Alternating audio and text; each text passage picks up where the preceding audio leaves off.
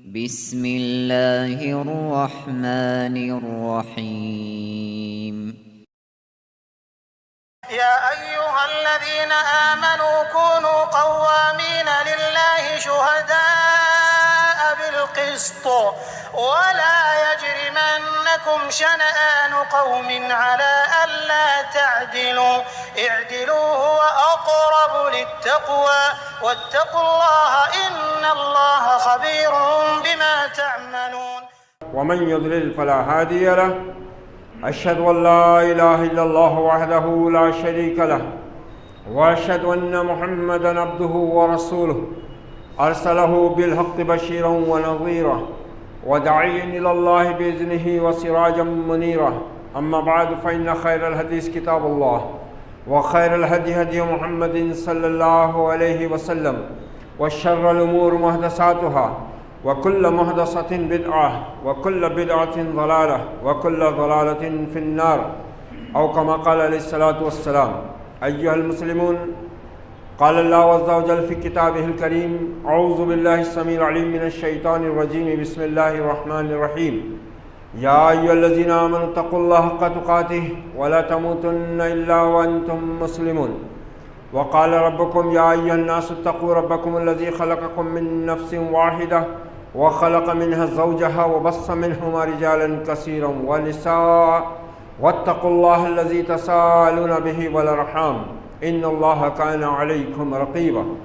وقال تعالى: يا أيها الذين آمنوا اتقوا الله وقولوا قولا سديدا يصلح لكم أعمالكم ويغفر لكم ذنوبكم ومن يطع الله ورسوله فقد فاز فوزا عظيما.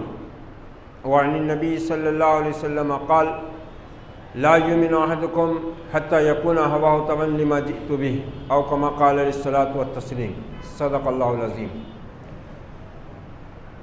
محترم سامعین، گزشتہ سے پیوستہ ہفتے ہم نے سورہ اعراف کی آیت 157 پر گفتگو کے آخری ٹکڑے پر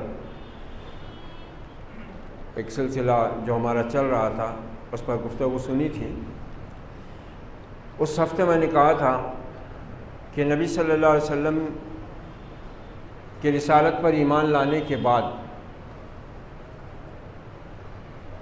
آپ پر نازل ہونے والی کتاب ہدایت پر ایمان لانے کے بعد شرک اور کفر کو چھوڑ کر ایمان اور توحید کو قبول کر لینے کے بعد صحابہ اکرام کی زندگیوں میں جو تبدیلیاں آئیں اور پھر جس طرح وہ اپنے رب سے کیے ہوئے عہد و قرار اور اپنے نبی کے ساتھ ادب، احترام، اطاعت اور وفاداری کے خالص جذبے کے ساتھ جس طرح انہوں نے قدم قدم پر اپنے ایمان کا ثبوت دیا اور پھر اللہ نے ان کے ایمان کو قیامت تک آنے والے انسانوں کے لیے کسوٹی قرار دے دیا کہ اب میرے نبی کے صحابہ کی طرح جو ایمان لائیں گے وہ ہدایت پائیں گے. تو اس آیت میں یہ بات واضح ہو گئی تھی کہ جب تک تم اپنی زبانی قول اور قرار کا عملی ثبوت نہیں دو گے، اللہ کے یہاں تمہارے کسی قول و قرار اور عہد کا کوئی پاس و لحاظ نہیں ہوگا، کوئی وزن نہیں ہوگا، کوئی قیمت نہیں ہوگی. اور اللہ تعالیٰ نے اپنے ایمان والے بندوں کو اس مطلوب ایمان تک پہنچانے کے لیے، اس مطلوب تقوی تک پہنچانے کے لیے وہ راستے، وہ طریقے عبادت کے، زندگی گزارنے کے اپنی کتاب اور اپنے نبی کے ذریعے سکھا دیے کہ حقیقت میں اگر کوئی ایمان میں سچا ہو، اپنے ایمان میں مخلص ہو، تو پھر وہ اس چیز کو پا سکتا ہے، اس مقام کو پا سکتا ہے جو اللہ تعالیٰ کو مطلوب ہے، جو قرآن کو مطلوب ہے اور جو محمد الرسول اللہ صلی اللہ علیہ وسلم نے اپنی سیرت کے ذریعے اپنے صحابہ کے اندر پیدا کیا. اس لحاظ سے آج ہم اپنی صورتحال کا جائزہ لیں تو ہمیں تو عام طور پر اس بات کی بھی خبر نہیں کہ اللہ اس کے رسول سے ہمارا عہد ہے کیا، اور اس عہد کو پورا کرنے کی جو ذمہ داری ہم پر ہے اس کی ہمارے اندر کتنی تڑپ، کتنی لگن اور اس کا کتنا ذوق اور شوق پایا جاتا ہے۔ اس لحاظ سے ہماری زندگیوں میں ایمان کے دعوے کے ساتھ وہ خرابیاں بھی موجود ہیں جن کو ایمان مٹاتا ہے، اور ان کی جگہ وہ اچھائیاں، وہ نیکیاں ہمارے اندر پروان چڑھاتا ہے جو اللہ تعالیٰ کو پسند ہے اور جو ایمان کا مقصد اصلی ہے۔ تو آخری اس آیت نمبر 157 کے آخری ٹکڑے میں یہ جو بات آئی تھی، وَانْصُرُوهُ، اور اپنے نبی کی مدد کرو، اور مدد قائم کرنا ہے۔ گزشتہ سے پیوستہ ہفتے جو میرا خطبہ تھا اس میں میں نے واضح کیا تھا کہ آپ کی مدد کرنے کا مطلب کیا ہے۔ آپ اپنی حکومت قائم کرنے آئے نہیں تھے، آپ اپنی بادشاہت قائم کرنے آئے نہیں تھے، آپ اپنے قبیلے قریش کی وجاہت قائم کرنے آئے نہیں تھے، آپ اپنی قوم عرب کو سربلند کرنے کے لیے نہیں آئے تھے۔ آپ تو رحمت للعالمین بن کر مبعوث کیے گئے تھے اور وہ فرض آپ نے انجام دیا۔ آپ تو مکارم اخلاق کی تکمیل کے لیے بھیجے گئے تھے۔ بُعِثْتُ لِأُتَمِّمَ مَكَارِمَ الْأَخْلَاقِ، میں بھیجا ہی اس لیے گیا ہوں کہ اخلاق کی اور سچائی کو، اچھائی کو اس کے تمام اور کمال تک پہنچا دوں، اور وہ آپ نے پہنچایا۔ پوری سیرت گواہی دے رہی ہے اس کی، اور اسی کا مطالبہ اہل ایمان سے کیا گیا۔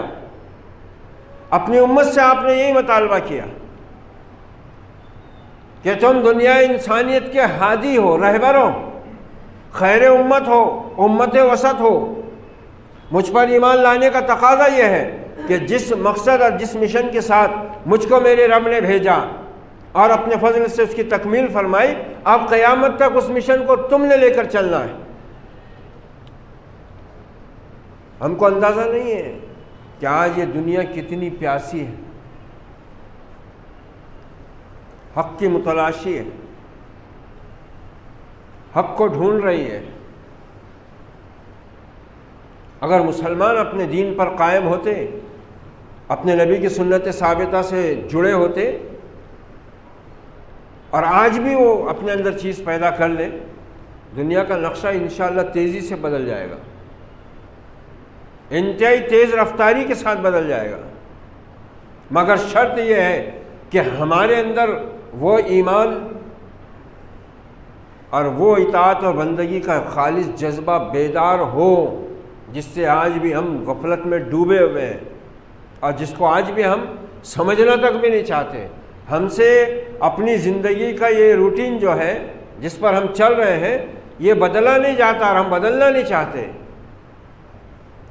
دین کے نام پر ہر ایک کے پاس میں کچھ ہے تھوڑا بہت، وہ اسی کو لے کر مطمئن ہے۔ کل حزب بما لدیہم فرحون کے مصداق، کہ ہر گروہ کے پاس جو ہے وہ اسی کو لے کر مست ہے، مگن ہے۔ جبکہ اس امت کا کام یہ تھا کہ یہ امت دنیا پرستی میں ڈوبے بغیر، شیطانی وسوسوں اور اس کے دھوکوں سے فریب کھائے بغیر، اپنے نفس کی کمزوریوں پر قابو پاتے ہوئے اپنے رب کی بندگی کا وہ طریقہ اختیار کرے، اپنے رب کے احکام پر اس طرح عمل کرے جس سے اس کے اندر وہ قوت ایمانی، وہ حرارت ایمانی، وہ غیرت ایمانی بیدار ہو، پیدا ہو، جس سے اس کے لیے دین پر چلنا اور دین پر عمل کرنا اور دین کو پہنچانا آسان ہو جائے۔ وہ جب ہم نے کیا ہی نہیں تو پھر کیا ہے؟ کسی شاعر نے بڑا پیارا شعر کہا ہے، اور درد انگیز شعر ہے، اس پر غور کرو تو آدمی مبہوت ہو کر رہ جاتا ہے، درد کی کیفیت میں ڈوب جاتا ہے۔ شاعر کہتا ہے، مدت ہوئی صیاد کو چھوڑے ہوئے، صیاد نے چھوڑا ایک مدت کے بعد، تاب پرواز نہیں، راہ چمن یاد نہیں۔ شاعر کہہ رہا ہے کہ عقاب، شاہین جو پرندہ ہے جس کو علامہ نے مسلمانوں کے لیے مثالی پرندہ بنایا ہے، اور جگہ جگہ انہوں نے مومنین کو اس پرندے سے تشبیہ دی ہے۔ اس پرندے کی خاص بات ہے، اب اس کی تفصیل میں جانا نہیں ہے کیونکہ مجھ کو سورہ مائدہ کی آیت 8 سے 11 کے ضمن میں گفتگو کرنا ہے آج۔ یہ پرندہ بس اتنا سمجھ لیجئے کہ اپنی شان میں بالکل نرالا پرندہ ہے، انتہائی طاقتور ہے، انتہائی خوددار ہے، انتہائی غیرت مند ہے، کبھی کسی کا جھوٹا شکار مارا ہوا نہیں کھاتا، اپنے فوکس پہ نگاہ رکھتا ہے، پرواز انتہائی تیز ہے، ہمیشہ اونچا اڑتا ہے، نیچے پرواز نہیں کرتا، اور ہمیشہ اپنے ہی ہم جنسوں کے ساتھ میں رہنا گوارا کرتا ہے۔ اس کی 3-4 قسمیں ہیں، کسی کو شاہین کہتے ہیں، کسی کو باز کہتے ہیں، کسی کو عقاب کہتے ہیں، الگ الگ ہوتے ہیں اور ان کی صفات لیکن ایک ہیں سب کی، وہ خوددار ہوتا ہے۔ اور کمال کی بات یہ ہے اس میں جرأت اور بہادری اتنی ہوتی ہے کہ جب طوفان آتا ہے وادیوں میں، جنگلوں میں جہاں یہ رہتا ہے، بسیرا کرتا ہے پہاڑوں کی چٹانوں پر، جب طوفان آتا ہے تو یہ بسیرا نہیں کرتا، یہ طوفان میں ہواؤں سے لڑنے کے لیے نکلتا ہے اور اپنی قوت پرواز کا اندازہ کرتا ہے، ڈر کر چھپتا نہیں اندر۔ اس پرندے کی خصوصیت ہے یہ۔ اسی کو علامہ نے مثال بنایا اور جگہ جگہ امت کے نوجوانوں کو خاص طور سے اسی کی تمثیل کے ذریعے جگایا ہے۔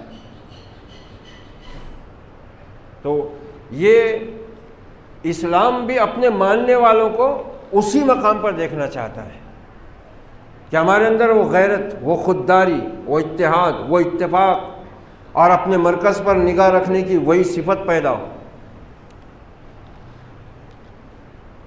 یہ بہت اونچائی سے اپنے شکار کو دیکھتا ہے، اس کی نگاہ انسان کی نگاہ سے 5 گنا تیز ہوتی ہے، بلند پرواز کرتے ہوئے اپنا شکار دیکھ لیتا ہے اور پھر ادھر ادھر توجہ نہیں بھٹکاتا اور برابر اپنے شکار کو پنجے میں دبوچ لیتا ہے۔ اس کی بہت سی خوبیاں ہیں جو تحقیق کے بعد پیش کی گئی ہیں کہ اس پرندے میں کیا خوبیاں ہیں۔ انتہائی تیز رفتار ہوتا ہے، اپنے فرض سے کبھی غافل نہیں ہوتا، اپنے بچوں کی تربیت کرتے ہیں وہ باقاعدہ۔ تو بہرحال مسلمان کو عقاب اور شاہین سے تشبیہ دینے کا علامہ کا جو مقصد ہے وہ یہی ہے کہ وہ خوبیاں اسلام بھی اپنے ماننے والوں میں دیکھنا چاہتا ہے کہ اسلام کا کلمہ پڑھنے والے، اسلام کو ماننے والے اپنے مقصد حیات سے کبھی غافل نہ ہو۔ دنیا جدھر چاہے ہو جائے، دنیا کی دوسری قومیں جو چاہیں بن جائیں، لیکن ایک مومن کو، ایک مسلم کو اپنی مقصد حیات پر نگاہ رکھنی چاہیے۔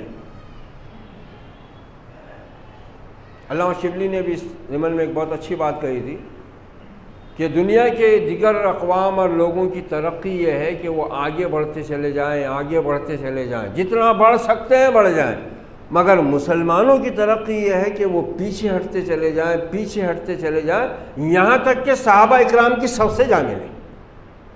جی ان کی ترقی،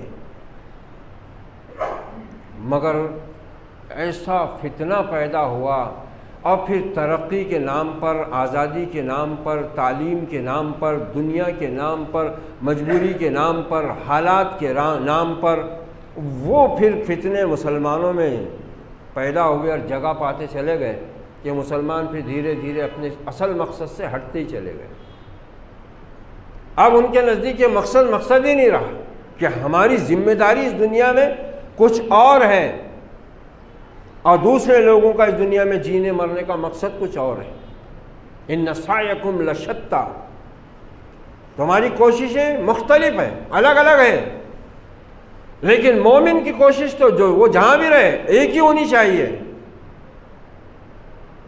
اس سلسلے میں سورہ مائدہ میں ہم کو جو تعلیم ملتی ہے وہ دیکھیے کیا ہے۔ اللہ تعالیٰ ارشاد فرماتا ہے، یا ایھا الذین آمنوا کونوا قوامین للہ شہداء بالقسط، اے لوگوں جو ایمان لائے ہو، اللہ کے لیے حق پر جم جاؤ، حق پر ڈٹ جاؤ اور انصاف کے ساتھ گواہی دینے والے بن کر کھڑے ہو جاؤ۔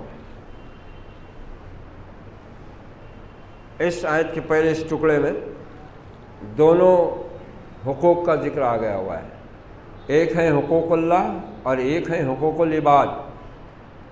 ان دونوں کی تکمیل سے ایک مسلمان مومن بنتا ہے، مسلم بنتا ہے، متقی بنتا ہے، پرہیزگار بنتا ہے۔ اگر کوئی اللہ کے حقوق تو ادا کر رہا ہے لیکن بندوں کے حقوق سے غافل ہے تو بندوں کے یہ حقوق اس کو جہنم میں لے ڈوبیں گے۔ کیونکہ اللہ اپنے حق کو جب چاہے جس طرح چاہے معاف کر سکتا ہے، مگر بندوں کا حق اس وقت تک معاف نہیں کرتا جب تک بندہ خود معاف نہ کرے۔ ایک حدیث مبارکہ ہے، غالباً انس بن مالک راوی ہیں اس کے، وہ حدیث بیان کرتے ہوئے آپ صلی اللہ علیہ وسلم خود رو پڑے۔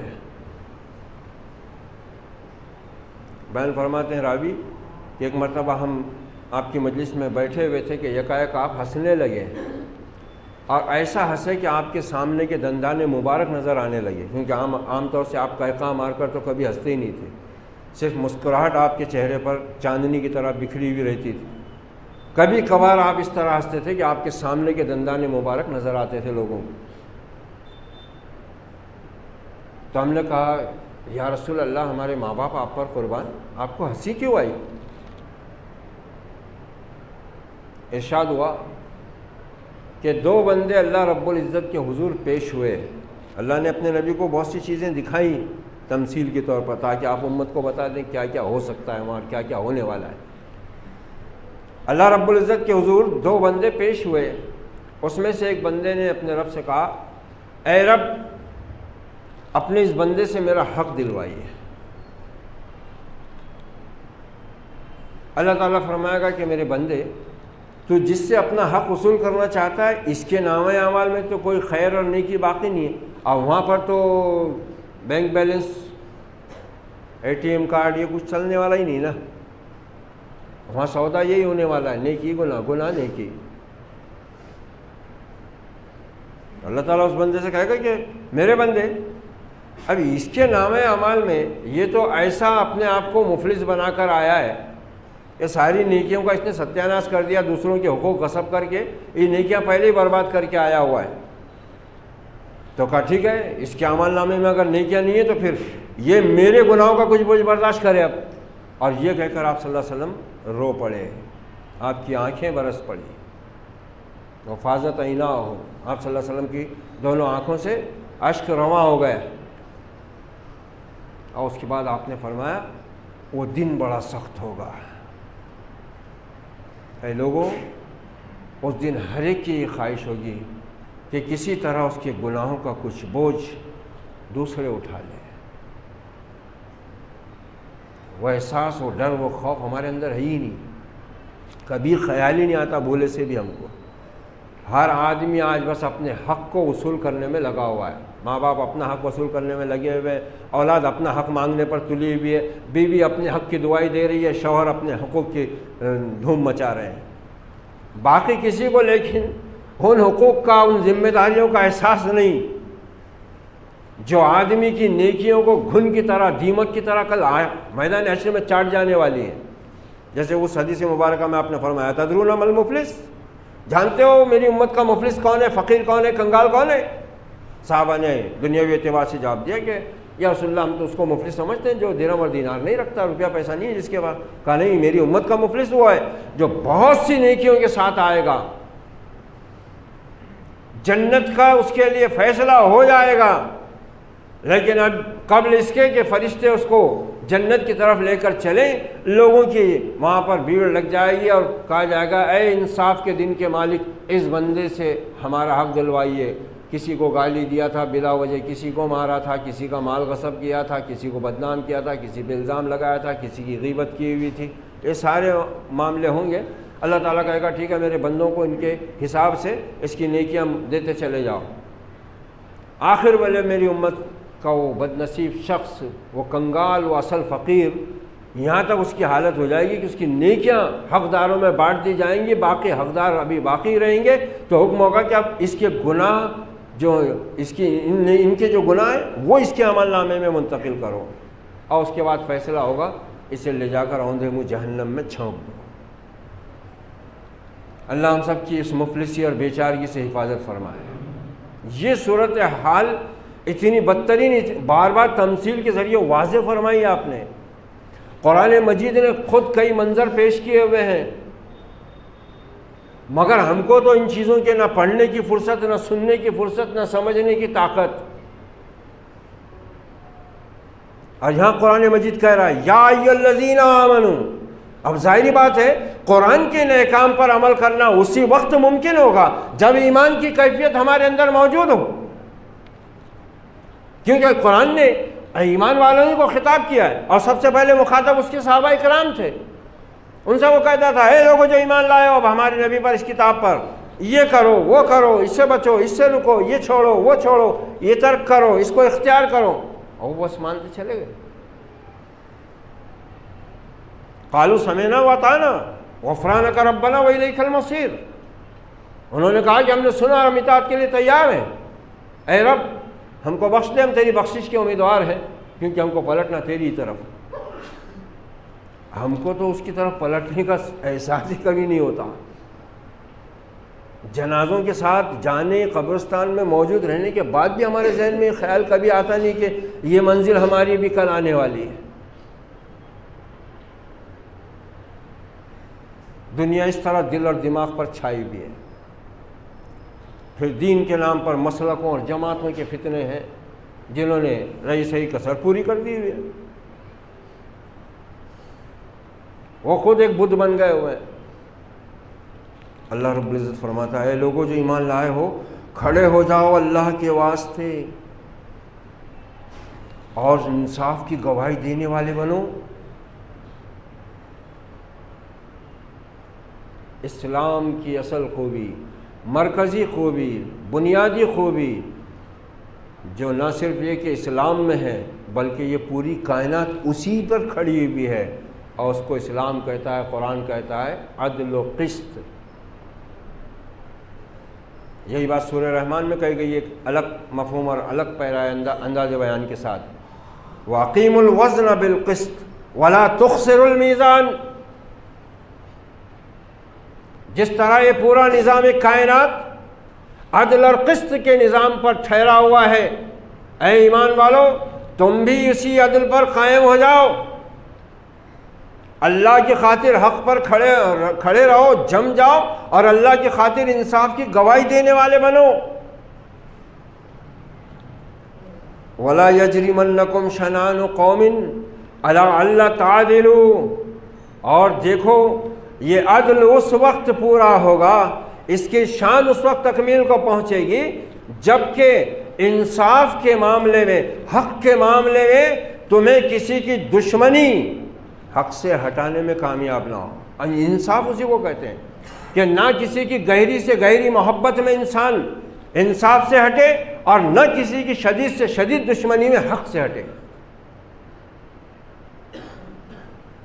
اب عدل اور انصاف پر قائم رہنا کیسے، کس کا نام ہے؟ عدل اور انصاف پر قائم رہنا یہ ہے، یہ پوری زندگی کے لیے حکم دیا جا رہا ہے. وہ آدمی انصاف پر قائم نہیں ہے جو اذان کی آواز سن کر نماز نہیں پڑھتا، بے انصاف ہے، وہ ظالم ہے. وہ شخص انصاف پر قائم نہیں ہے جو رمضان کا مہینہ پا کر روزے نہیں ادا رکھتا. وہ شخص انصاف پر قائم نہیں ہے جو مالدار ہونے کے باوجود اللہ کی راہ میں صدقہ نہیں دیتا، زکوٰۃ ادا نہیں کرتا. وہ شخص بے انصاف ہے جو مال رکھنے کے باوجود اللہ کے گھر کی زیارت کے لیے نہیں نکلتا. وہ شخص ناانصاف ہے جو گھر میں اپنی بیوی کا حق ادا نہیں کرتا. وہ شخص ناانصاف ہے جو گھر میں اپنے ماں باپ کا حق ادا نہیں کرتا. وہ شخص ناانصاف ہے جو گھر میں اپنی اولاد کا حق ادا نہیں کرتا. وہ شخص ناانصاف ہے، وہ مومن ناانصاف ہے، ظالم ہے جو اپنے پڑوسی کا حق ادا نہیں کرتا.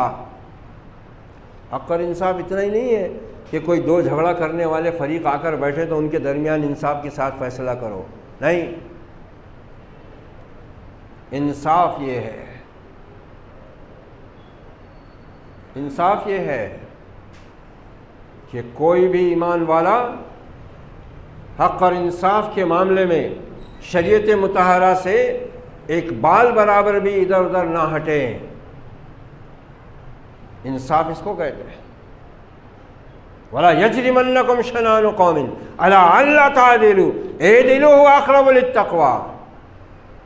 ہر حال میں انصاف پر رہو، اپنے پرائے کے معاملے میں حق اور انصاف میں دوہرا پیمانہ نہ اختیار کرو.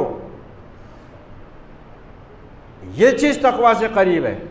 دیکھو یہاں کیا بتایا اللہ تعالیٰ نے، بہت سی چیزوں سے تقویٰ پیدا ہوتا ہے۔ روزے کے بارے میں بھی فرمایا لعلکم تتقون، اپنی بندگی کے بارے میں بھی فرمایا لعلکم تتقون، اور بہت سے احکام کے ساتھ میں اس بات کی اللہ تعالیٰ نے بشارت دی ہے کہ یہ کام کرو گے، اللہ کے حکم پر چلو گے، رسول کی اطاعت کرو گے تو تم متقی ہو جاؤ گے، تمہارے اندر تقویٰ پیدا ہو جائے گا۔ لیکن اس چیز کو کہہ رہا ہے اقرب، یہ چیز تقویٰ سے سب سے زیادہ قریب ہے، اور حقیقت بھی ہے، حقیقت بھی ہے، کیونکہ اس پر جمع رہنا اور قائم رہنا آسان کام نہیں ہے، بہت دل گردے کا کام ہے، بہت دل گردے کا کام ہے۔ مگر وہی جیسے شاعر نے کہا کہ مدت ہوئی صیاد کو چھوڑے ہوئے، تاب پرواز نہیں راہ چمن یاد نہیں۔ تو یہ جو پرندہ ہے عقاب، اس کو کسی نے، شاعر کہتا ہے کہ اس کو کسی نے چھوٹے پن میں، بچپن میں لے کر پنجرے میں بند کر دیا، اور پھر اس کو کچھ پتہ نہیں کیا خیال آیا کہ اس کے بڑے ہونے کے بعد میں اس نے اس کو چھوڑ دیا۔ اب وہ پرندہ کہہ رہا ہے مدت ہوئی صیاد نے چھوڑا بھی تو کیا، تاب پرواز نہیں راہ چمن یاد نہیں، یعنی اب صیاد نے اگر مجھ کو چھوڑا بھی تو میرے کس کام کی یہ آزادی، کیونکہ اب نہ مجھ کو پرواز کی طاقت ہے اور نہ مجھ کو میرا آشیانہ یاد ہے۔ ایسے ہی مسلمان دنیا کے پنجرے میں بند، سروس کے پنجرے میں بند، دولت کے پنجرے میں بند، سائنس کے پنجرے میں بند، انگریزی کے پنجرے میں بند، تعلیم کے پنجرے میں بند، سماج کے پنجرے میں بند، خاندان کے پنجرے میں بند، بیوی کے پنجرے میں بند، اماں ابا کے پنجرے میں بند، بھائی بہنوں کے پنجرے میں بند، سب پنجروں میں بند ہو کے اس کی ساری صلاحیتیں آؤٹ ہو گئی ہوئی ہے۔ اب اس کو جب دین سمجھایا جائے تو بولتا ارے یہ ہمارے اندر اتنی طاقت کہاں، ہمیں وہ صلاحیت کہاں ہے؟ اب تاب پرواز نہیں تو پھر راہ چمن بھی یاد نہیں، ہماری راہ جنت کی راہ تھی، ہمارا ٹھکانہ آخرت۔ ان الدار الآخرۃ لہی الحیوان الدنیا خلقت لکم وانتم خلقتم للآخرہ، آخرت کی زندگی اصل زندگی ہے، دنیا تمہارے لیے پیدا کی گئی ہے، تمہیں آخرت کے لیے پیدا کیا گیا ہے۔ جب ایک مرتبہ سیدنا حضرت عمر رضی اللہ تعالیٰ عنہ نے آپ صلی اللہ علیہ وسلم کو دیکھا کہ آپ کرتے مبارک کے بغیر لیٹے ہوئے ہیں چارپائی پر، اٹھ کر بیٹھے چٹائی پر، تو پورے نشان پڑ گئے، تو رونے لگے۔ کہا روتے کیوں عمر؟ کہا رسول اللہ آپ ہمارے رہبر، ہادی، رہنما، خاتم النبیین، اور آپ کی یہ حالت، اور قیصر و کسریٰ کے بادشاہوں کی کیا شان۔ کہا عمر لگتا ہے ابھی تمہیں دنیا کی حقیقت معلوم نہیں ہوئی ہے، تم ابھی دنیا کی حقیقت سے آگاہ نہیں ہوئے۔ ہاں کیا بتانا چاہ رہے تھے آپ؟ حضرت عمر رضی اللہ عنہ تو فرط محبت میں، اور خود حضرت عمر بھی سمجھتے تھے اس چیز کو، کیونکہ ان کی تربیت ہو گئی تھی۔ وہ تو امت کو پیغام پہنچانا، ان کی دانشوری، ان کی دوربینی، دور اندیشی، امت کے ساتھ ان کی خیر خواہی، جو دین کا اصل رسول ہے الدین والنصیحہ، یہی نہیں۔ انصاف کیا کریں گے ہم نے تو اپنے رب سے جس کا ہم کلمہ پڑھتے ہیں، اپنے رسول سے جس کے ہم عاشق ہونے کے دعوے دار ہیں، اپنے رب کی کتاب سے جس کو چومنے چاٹنے کے لیے ہم ہر وقت تیار ہیں، ہم نے تو ان سے ہی انصاف نہیں کیا، تو پھر بھلا رب کی مخلوق کے ساتھ ہم کیسے انصاف کر سکتے ہیں؟ کیسے ہوگا انصاف؟ انصاف تو وہ لوگ کرتے تھے جنہوں نے ایمان لانے کے بعد اپنے دین، اپنے ایمان کے تقاضوں سے انصاف کرنا سیکھا، پھر ان کے گھر جنت بنے، ان کے گھروں میں اللہ کی رحمتیں اور برکتیں نازل ہوتی رہیں۔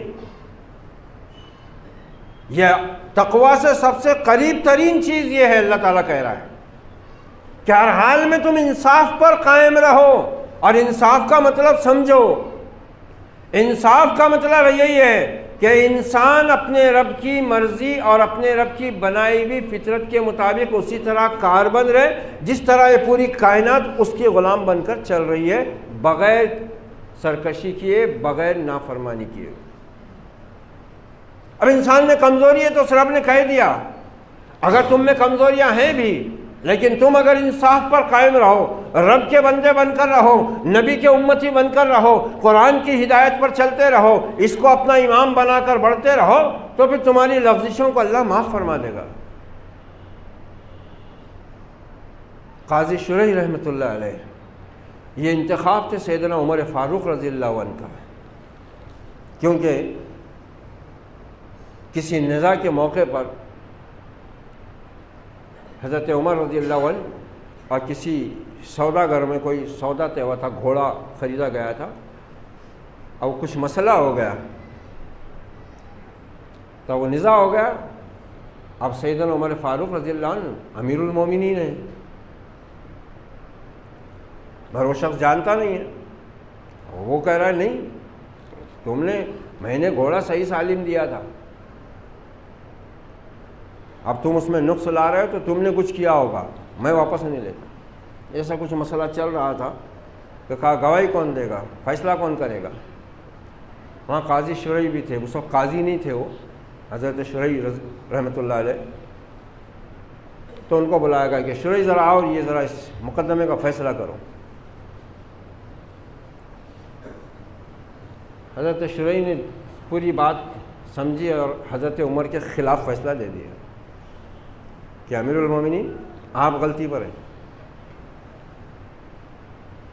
سیدنا حضرت عمر رضی اللہ عنہ خوش ہوئے، فرمایا شریح مجھ کو ایسے ہی آدمی کی تلاش تھی جو عدل کے معاملے میں ایسا بے لاگ اور بے باک ہو، آج سے میں تمہیں اپنی مملکت میں چیف جسٹس مقرر کر رہا ہوں۔ تاریخ پڑھو، حضرت شریح کے فیصلوں کی تاریخ اتنی تابناک ہے کہ دل بھی جھک جاتا ہے اور عقل بھی دنگ رہ جاتی ہے۔ خود کا بیٹا آ کر کہتا ہے ایک مرتبہ کہ ابا جان میرا ایک شخص سے جھگڑا ہو گیا ہے اور معاملہ ایسا ایسا ہے، اور اس نے بھی عدالت میں مقدمہ ڈالنے کی بات کہی ہے، اور میں بھی چاہتا ہوں، تو کل میں آپ کی عدالت میں مقدمہ ڈال دوں، یہ معاملہ ہے، مگر آپ میرے کو یہیں بتا دو، فیصلہ میرے حق میں ہوگا تو میں عدالت میں مقدمہ ڈالتا ہوں۔ حضرت شریح نے کہا کہ پوری تفصیل بتاؤ کہ معاملہ کیا ہے۔ بیٹے نے سب بتا دیا کہ ایسا ایسا ہوا۔ کہا بیٹے فیصلہ تمہارے حق میں ہونے والا ہے، تم بالکل فیصلہ ڈال دو میری عدالت میں۔ وَلَا يَجْرِمَنَّكُمْ شَنَانُ قَوْمٍ عَلَىٰ أَلَّا تَعْدِلُوا اعْدِلُوا هُوَ أَقْرَبُ لِلتَّقْوَىٰ، یہ تقویٰ۔ بیٹا گیا دوسرے دن عدالت میں، مقدمے کی تفصیلات بیان ہوئی، قاضی شریح نے اپنے بیٹے کے خلاف فیصلہ دیا اور کوڑوں کی سزا مقرر ہوئی۔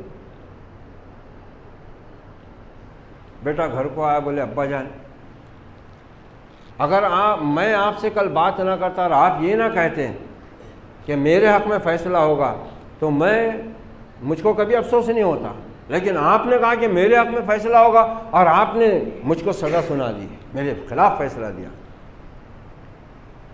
اگر آپ سے بات نہیں ہوتی تو مجھ کو افسوس نہیں ہوتا تھا، کیونکہ میرا باپ انصاف چاہتا ہے، انصاف کرنے والا ہے، لیکن آپ نے کل میں نے ساری بات آپ سے کی اور آپ نے مجھ کو یہ یقین دلایا کہ فیصلہ میرے حق میں ہوگا۔ کہا بیٹے فیصلہ تیرے ہی حق میں ہوا ہے، نہ صرف یہ کہ تیرے حق میں ہوا ہے بلکہ میرے حق میں ہوا ہے۔ کہا کہ یہ کیسے؟ کہا بیٹے تم غلطی پر تھے، تم نے اس پر ظلم کیا تھا، اگر یہ فیصلہ نہ ہوتا کل قیامت کے دن ایک منصف کی حیثیت سے میں بھی پکڑا جاتا اور میرے لخت جگر تو بھی سزا کا مستحق ٹھہرتا۔ بیٹے میں نے تیرے حق میں فیصلہ دیا ہے تو آخرت کی سزا سے بری ہو گیا۔ یہ ہمارے پاس نہیں چلتا۔ ارے ہم تم کو اپنے والا سمجھے تھے، ہم بولے تم ہماری طرف سے بولیں گے۔ ہاں آسان نہیں ہے۔ اچھے جو تقوی کے پہاڑ نظر آتے ہیں نا چلتے پھرتے اسٹیجوں پر، ممبروں پر، مسلوں پر، ان کی بھی سٹی گم ہو جاتی ہے جب ایسا کوئی معاملہ آ جائے۔ بات کو گول مول گھما کے کام چلانے کا معاملہ ہوتا ہے۔ بلکہ اس قوم میں تو ایسے افراد موجود ہیں جو ان شیطانی اور باطل عدالتوں کے پاس میں یہی کام انجام دیتے ہیں۔ 1000 روپے لے کے 2000 روپے لے کے کسی کے حق میں جھوٹی گواہی دینا ہے تو یہ آسانی سے مل جاتے اس قوم میں۔ یہ پستی کیوں؟ عدل و انصاف ایسا ہو کہ دوستی اور دشمنی میں فرق نہ کرے، تو ہم نے تو خود اپنی ذات کے ساتھ انصاف نہیں کیا. اس کی مثال دی میں نے. نماز سے آدمی غفلت برت رہا ہے، ناانصافی کر رہا ہے نا. اللہ کے فرضوں سے غفلت کر رہا ہے، ناانصافی کر رہا ہے اپنے ساتھ. یہی بات تو قرآن سمجھا رہا ہے، اور یہی بات اللہ مختلف پیرائے میں بیان کر رہا ہے کہ ہم نے ان پر ظلم نہیں کیا، وہ خود ہی اپنے آپ پر ظلم کرنے والے بنے. انصاف پر ہر حال میں قائم رہنا، حق کے لیے گواہی دینے کے واسطے بالکل بے باک اور بالکل بے لاگ عدل کے ساتھ کھڑے ہو جانا، یہ اتنا آسان کام نہیں، بہت مشکل کام ہے. مگر اللہ تعالیٰ کہہ رہا ہے کہ سب سے زیادہ تقویٰ اسی چیز سے پیدا ہوتا ہے. یہ چیز انسان کو بہت جلد متقی بنا دیتی ہے، بہت جلد.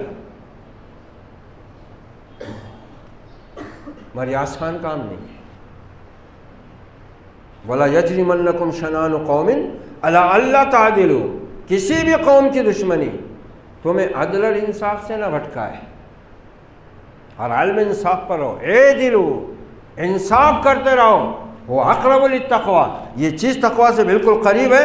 واتقوا اللہ، اور اس کے بعد بھی اللہ سے ڈرتے رہو. کہیں ایسا نہ ہو کہ اپنے عدل و انصاف یا اپنی نیکی اور پرہیزگاری پر تمہیں شیطان تکبر میں مبتلا کر دے. ہماری تو زبانوں پہ رات دن رہتا ہے، اپنے کو جھوٹ برداشت نہیں ہوتا. میں نہیں دیکھتا بولے وہ رشتہ دار ہے ایسا، کہاں نہیں دیکھتا تو یہ چیز. جب تیرا معاملہ مفاد کا ہوتا ہے بھائی میرے، تو کہ شریعت کو یا رب کو یا حشر کے میدان کو تھوڑی سامنے رکھ کے یہ کرتا ہے. تیرے مفاد کی بات ہوتی ہے. اور ہماری تاریخ تو بھری ہوئی ہے وقت کے قاضیوں نے. اب تو ہمارا قاضی کون رہتا بھائی؟ نکاح پڑھانے والا، طلاق دلانے والا. خلیفہ کون؟ ہمارا ختنہ کرنے والا. سارا معاملہ ختم ہو گیا ہوا ہے. حیثیت ہی کیا رہی ہے ہمارے پاس؟ جبکہ یہ دونوں لفظ اسلامی تاریخ کی شان ہے، عظمت ان پر ٹکی ہوئی ہے. ایک طرف خلیفۃ المسلمین رہتا تھا اور دوسری طرف قاضی القضات رہتا تھا. ان کے اوپر پورا نظام ٹکا ہوا تھا. تاریخ سنہرے باب لکھ رہی تھی مسلمانوں کے. وقت کے بڑے بڑے نامور خلفاء کے خلاف وقت کے قاضیوں نے فیصلے دے دیے، مگر اسلام اور ایمان کی قوت نے نہ حکمراں کو ظالم بننے دیا کہ تو میرا مملکت کا، میری حکومت کا قاضی رہ کے میرے خلاف کیسے فیصلہ دیتا ہے. قاضی ایاس اسی طرح کا کچھ نام ہے ان کا. ان کی عدالت میں بھی ایک مقدمہ آیا، یہ بنو عباس کے دور کی بات ہے. تو سلطان کا مقدمہ تھا، وہ بادشاہ کا، وہ خلیفہ کا، اس کے کسی محل کے متعلق معاملہ تھا کسی شخص کا. تو اس نے گواہ پیش کیے جس کا مقدمہ تھا کہ میں سلطان کو پیش کر رہا ہوں گواہی میں. قاضی نے صاف کہہ دیا کہ میں سلطان کی گواہی قبول. نے کہا کیوں؟ سارے لوگ حیرت میں رہ گئے کہ ارے قاضی صاحب کیا کہہ رہے، بادشاہ کی گواہی قبول نہیں کر رہے، خلیفہ کی گواہی قبول نہیں کر رہے. کہا وجہ کیا ہے؟ کیا جانتے ہو قاضی نے کیا بتا معلوم ہے؟ اس لیے کہ سلطان نماز با جماعت کا پابند نہیں، اور بادشاہ کو قبول کرنا پڑا اس کمزوری کا. اور وہ اس نے کہا کہ بات صحیح ہے، بیٹھ گیا. یہ قضات گزرے ہمارے، کسی کو انہوں نے انصاف کے معاملے میں کسی کی کوئی پرواہ نہ کی. اور حکمراں بھی ایسے گزرے ہمارے الحمدللہ، اس ایمان اور اس اسلام کی برکت سے انصاف اور عدل پر قائم رہنے والے کہ انہوں نے وقت کے قاضی کا حق کے ساتھ فیصلہ سنا بھی، مانا بھی. یہی قاضی شرعی ہیں. انہوں نے حضرت علی کے خلاف بھی فیصلہ دیا تھا جبکہ حضرت علی خود خلیفہ تھے، ان کے خلاف بھی فیصلہ دے دیا یہودی کے مقابلے میں. یہودی کے پاس حضرت علی رضی اللہ عنہ کی زرہ تھی، تو حضرت علی خلیفہ ہیں، حکمراں ہیں، پولیس والوں کو دوڑا کر چھینتے نہیں اور اس کی گردن نہیں اڑاتے ہیں، سیدھے سیدھے عدالت میں مقدمہ دائر کرتے ہیں کہ میری زرا فلاں یہودی کے پاس۔ عدالت سمن جاری کرتی ہے، یہودی حاضر عدالت ہے، حضرت علی کو بھی حاضر کیا گیا ہے۔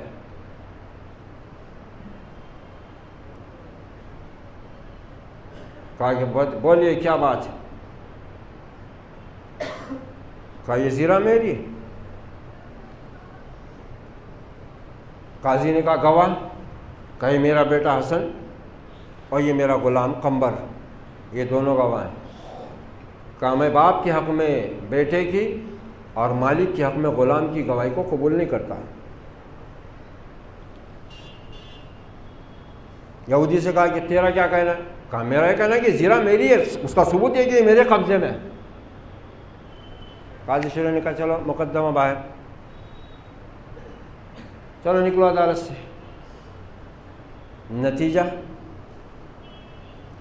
نتیجہ آج یہی چیز تو ہماری سمجھ میں نہیں آ رہی، ہم بہت بہادر بنے ہوئے ہیں، ماں بہن کی گالی دینا پیدائشی حق، بات بات پہ جھگڑے کرنا، سڑکوں پہ فتنے پھیلانا، امت کو پوری جھونک دینا فتنوں میں، فرقہ وارانہ فساد کی آگ میں، ہمارا وتیرہ بنا ہوا ہے۔ اس کا نتیجہ، اس انصاف پر قائم رہنے کا نتیجہ، یہود جیسی سرکش مغضوب قوم کا یہ فرد اس انصاف کے آگے جھکنے پر مجبور ہو گیا، باہر آ کر کہتا علی خدا کی قسم وہ دین بالکل برحق ہے جو انصاف میں اپنے حکمراں اور عوام کو ایک نظر سے دیکھتا ہے۔ میں کلمہ پڑھتا ہوں اشہد ان لا الہ الا اللہ واشہد ان محمدا عبدہ ورسولہ، اور یہ زرا اے علی میں تمہاری واپس کر رہا ہوں، یقیناً یہ زرا تمہاری ہے۔ اور پھر یہ خلیفہ وقت کہتا ہے، یہ داماد رسول کہتا ہے، یہ حسن حسین کا والد بزرگوار، یہ جنت کا اعلان سننے والا، جنتی کہلانے والا، یہ عشر مبشرہ کا ایک 4 خلفائے راشدین میں سے ایک خلیفہ راشد کہتا ہے اے بندے خدا یہ زرا میری ہے، تو نے قبول کر لیا، لیکن میں یہ زرا تجھے تحفہ میں دیتا ہوں، ہدیے میں دیتا ہوں، تیرے ایمان لانے کی خوشی۔ ہمارا تو جو چھن جائے وہ ملتا نہیں، جو مل گیا وہ چھن جاتا ہے، اور بات آخر فتنہ و فساد پر ہی آ کر رکتی ہے، ہاتھ تو کچھ نہیں آتا۔ سبق پھر پڑھ عدالت کا، صداقت کا، شجاعت کا، لیا جائے گا تجھ سے کام دنیا کی امامت کا۔ وَلَا يَجْرِمَنَّكُمْ شَنَانُ قَوْمٍ عَلَىٰ أَلَّا تَعْدِلُوا اعْدِلُوا هُوَ أَقْرَبُ لِلتَّقْوَىٰ۔ ہر حال میں انصاف پر جمے رہو، یہی تقویٰ سے قریب ہے، پھر اللہ سے ڈرتے رہو۔ ان اللہ خبیر بما تعملون، اور جان رکھو کہ بلا شبہ اللہ تمہارے ان تمام اعمال سے باخبر ہے جو تم کرتے ہو۔ اب بات یہاں پر آ رہی ہے واضح ہو کر کہ تم تقویٰ کب تمہارے اندر پیدا ہو سکتا ہے؟ جب تم ہر حال میں انصاف کرو گے۔ ہر حال میں انصاف کرنے کی تمہارے اندر یہ قوت کیسے پیدا ہو سکتی ہے؟ ان اللہ خبیر بما تعملون کا ورد کرنے سے، یعنی یہ حقیقت جو اللہ تعالیٰ نے بیان کی ہے اپنے بارے میں کہ بے شک اللہ تمہارے تمام اعمال سے باخبر ہے، جب تمہارے دل اور دماغ میں یہ چیز گونجتی رہے گی، تم اس کو محسوس کرو گے، تو پھر جب کوئی مومن اس یقین کو حاصل کر لیتا ہے کہ اس کا رب اس کو ہر حال میں دیکھ رہا ہے، اس کی ہر کھلی چھپی حرکت سے وہ باخبر ہے، تو پھر اس کا دل اللہ کے خوف سے بھر جائے گا۔ پھر یہ خوف اس کو عدل اور انصاف کی طرف لے جائے گا، جس سے وہ پھر کبھی نہیں ہٹے گا۔ اور پھر اس چیز کا جب انسان عادی بن جائے گا تو پھر یہی عمل اس کو اس طرف لائے گا۔ وعد اللہ الذین آمنوا وعملوا الصالحات لہم مغفرۃ واجر عظیم۔ پھر ایسے ایمان والوں سے اللہ کا وعدہ ہے، کس چیز کا؟ کہ جو ایمان لا کر نیک عمل کریں، مغفرت کا۔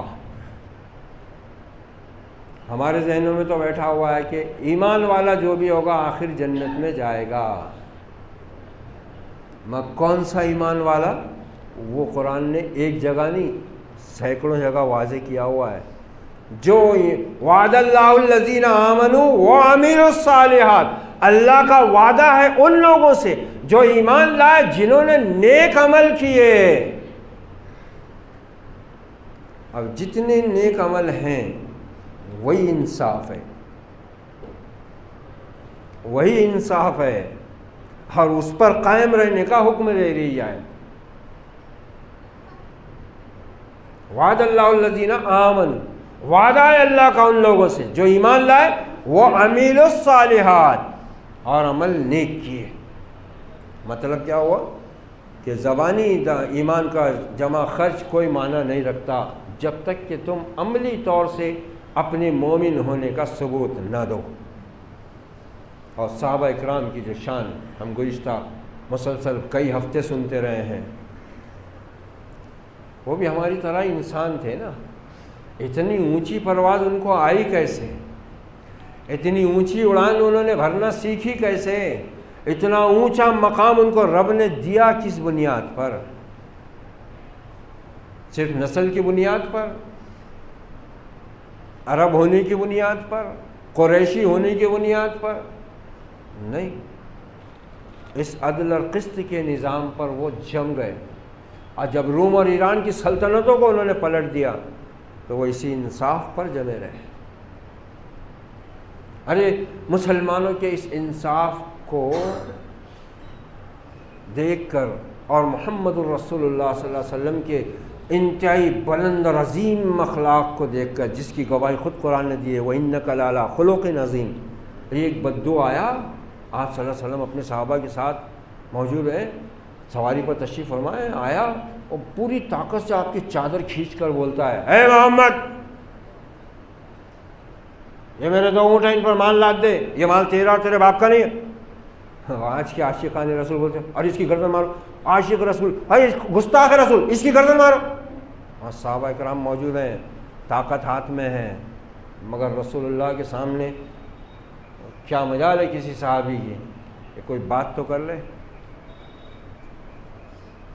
آپ صلی اللہ علیہ وسلم اس سے بدو سے کہتے ہیں، اے گنوار، اے دیہاتی، یقیناً مال تو اللہ کا ہے، میرا نہیں ہے، لیکن تو نے جو بدتمیزی اور بے ادبی میرے ساتھ کی ہے نا، اس کی تو تجھ کو سزا ملنا ضروری ہے نا، یہ تو میں کر سکتا ہوں نا۔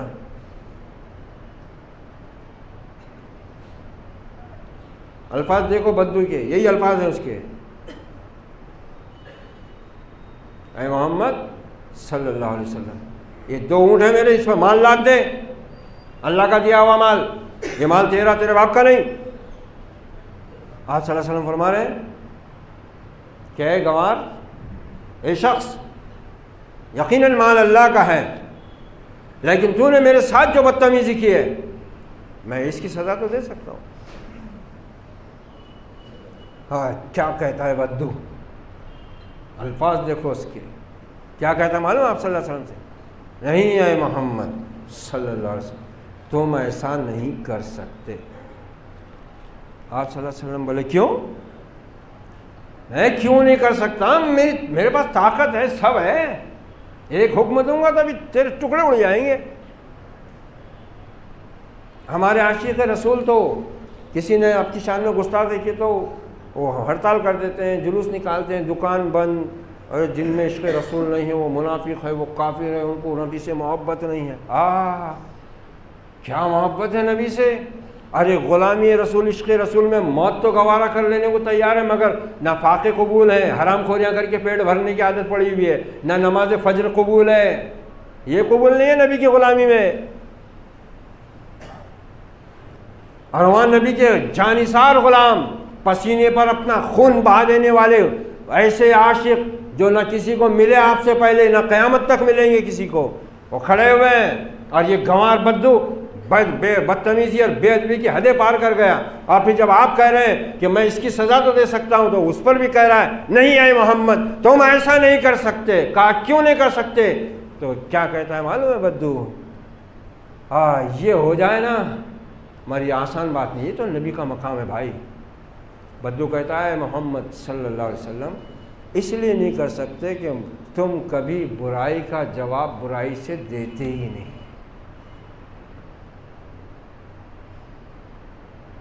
انک لا تکافی سیئۃ بالسیئۃ، تم برائی کا جواب کبھی برائی سے دیتے ہی نہیں نا۔ میں تو جاہل گوار ہوں، میں نے بے ادبی کیا ہے، ٹھیک ہے، مگر تم میرے ساتھ یہ کر نہیں سکتے کیونکہ تم برائی کا جواب برائی سے نہیں دیتے۔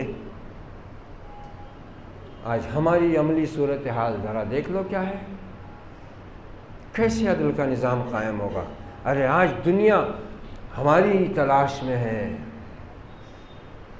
دنیا کو انصاف کی تلاش ہے، اور وہ جن کے پاس ہے وہ قوم ان ظالموں کے پاس انصاف مانگنے جا رہی ہے کہ ہمارے اس عدالت میں مقدمے دائر کرو اور شیطان کے اولاد وکیلوں کے ذریعے سے اپنے مقدمے حل کرو۔ یہ ظلم اللہ معاف نہیں کرنے والا ہے، ظلم کو اللہ معاف نہیں کرتا۔ ہم ذرا اپنا جائزہ لیں، اگر ہم تقویٰ اپنے حاصل کرنا چاہتے ہیں تو پھر ہمیں اس عدل اور قسط کے نظام کی طرف آنا ہوگا انشاءاللہ۔ آگے کی جو آیات ہیں اس میں اللہ تعالیٰ نے اسی چیز کو ایک دوسرے پیرے سے واضح کیا ہے، اس پر انشاءاللہ آئندہ خطبے میں گفتگو ہوگی۔ اللہ تعالیٰ سے دعا ہے کہ اللہ تعالیٰ مجھ کو اور آپ کو اور سارے عالم کے مسلمانوں کو عدل اور انصاف کے اس عظیم نظام کو جو اس نے اپنی اس کائنات میں رکھا اور اپنی کتاب اور اپنے نبی کے ذریعے ہم پر واضح کیا ہے، اس کو جاننے سمجھنے کے ساتھ ہر حال میں ہم کو بھی عدل اور انصاف پر حق کے ساتھ حق کی گواہی دینے والا بن کر کھڑے ہونے کی سعادت، توفیق، جرأت اور ہمت عطا فرمائے۔ اقول قولی ھذا واستغفر اللہ لی ولکم ولسائر المسلمین فاستغفروہ انہ هو التواب الرحیم ورب کریم، وصلی اللہ تعالی علی خیر خلقہ محمد وعلی آلہ واصحابہ اجمعین، والعاقبۃ للمتقین، والسلام علیکم ورحمۃ اللہ وبرکاتہ۔